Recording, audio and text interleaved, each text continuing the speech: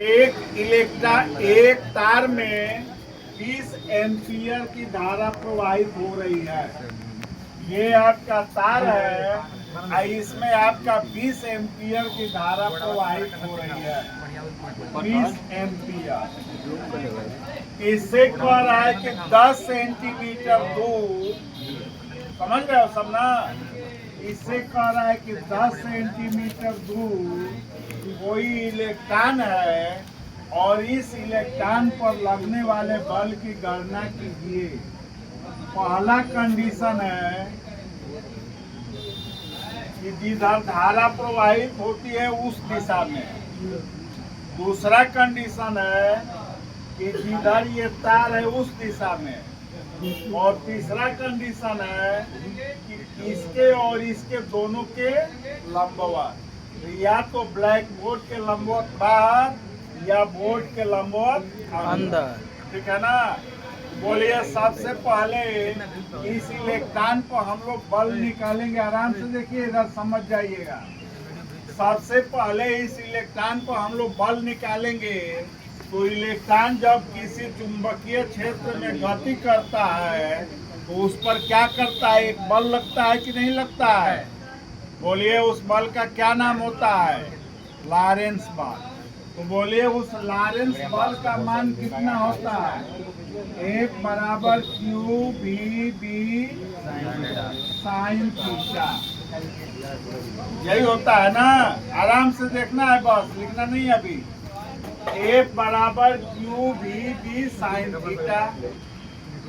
Q का मान आपको पता है, बी का मान आपको दिया गया है, थीटा का मान और बी का मान हमको निकालना है। बोलिए, कौन कौन बतला देंगे? यहाँ चुंबकीय क्षेत्र हम लोग कैसे निकालेंगे? यह दूरी 10 सेंटीमीटर है। बोलिए, सीधे लंबे तार के कारण उत्पन्न चुंबकीय क्षेत्र B बराबर μ0 अपान 2 पाई इंटू आई बटा में R। और उसकी दिशा किधर होगी? दिशा कैसे निकालेंगे? बोल दीजिए, दिशा कैसे निकालेंगे? दाहिने हाथ की हथेली के नियम से। बोलिए, दिशा किधर जाएगी? लंबवत अंदर की तरफ जाएगी कि नहीं जाएगी? अतः अंदर जाएगी तो थीटा का मान 90 डिग्री हो जाएगा। μ0 अपान 2 पाई का मान 2 इंटू 10 पावर -7 आई का मान 20 एम्पियर। अब बटा में 10 सेंटीमीटर को मीटर में बदलेंगे तो कितना होगा? 10 पावर -1। बोले, 2 दूनी 4, 40 हो जाएगा। एगो ये 2 को घट जाएगा। अतः 4 गुणे 10 का घात कितना हो जाएगा? ऋण। बोलिए, हो गया? ये वाली बात आप लोग समझे? पहले हम लोग क्या करेंगे? इस तार के कारण इस बिंदु पर उत्पन्न चुंबकीय क्षेत्र निकालेंगे। तो B बराबर μ0 अपान 2 पाई आई बटा में R होगा। इतना निकला। और दिशा इसकी दाहिने हाथ की हथेली से निकालेंगे तो आपको दिशा इस बोर्ड के लंबवत अंदर की ओर होगा। बोलिए, आवेश का मान कितना लिखेंगे? 1.6 गुणे 10 का घात 19।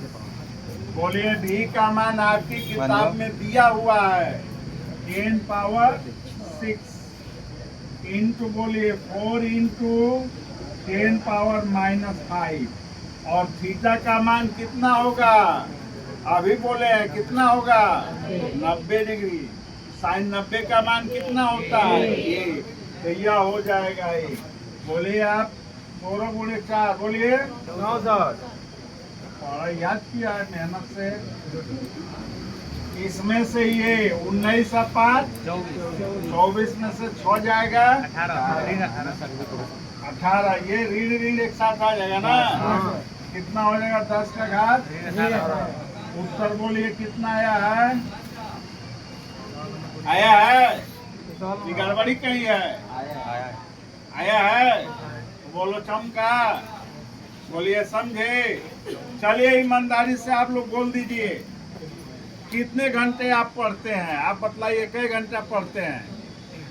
हैं घर पर और 3 घंटा यहाँ, ये ना 6 घंटा हुआ। सोते कितना है?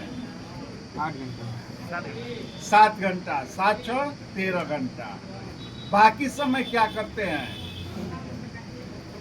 आप पढ़िए खाइए, पढ़ लेते हैं, खा लेते हैं, अगर कोई वर्क है तो कर लेते हैं, और सो लेते हैं तो अभी आपको काम में ही जोड़ा जाएगा। सोना नुकसान नहीं करता, ये जान लीजिए 6 घंटा 7 घंटा 8 घंटा सो रहे हैं, लेकिन उसके बाद अगर मोबाइल चलाते हैं, रील चलाते हैं, ये सब करते हैं, वो है आपकी जिंदगी के लिए हानिकारक है। लिख लीजिए, अभी नोट कर लीजिए। आप 7 घंटा सोते हैं, कोई कहता हम 5 घंटा, तो आप 7 घंटा सोते हैं तो वह गलत चीज नहीं है, वह अभी आपके काम में ही है।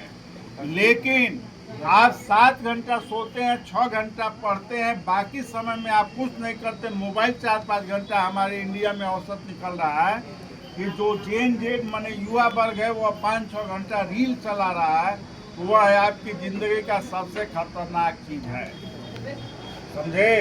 हाँ, इसमें से मैक्सिमम लोग चला रहे होंगे।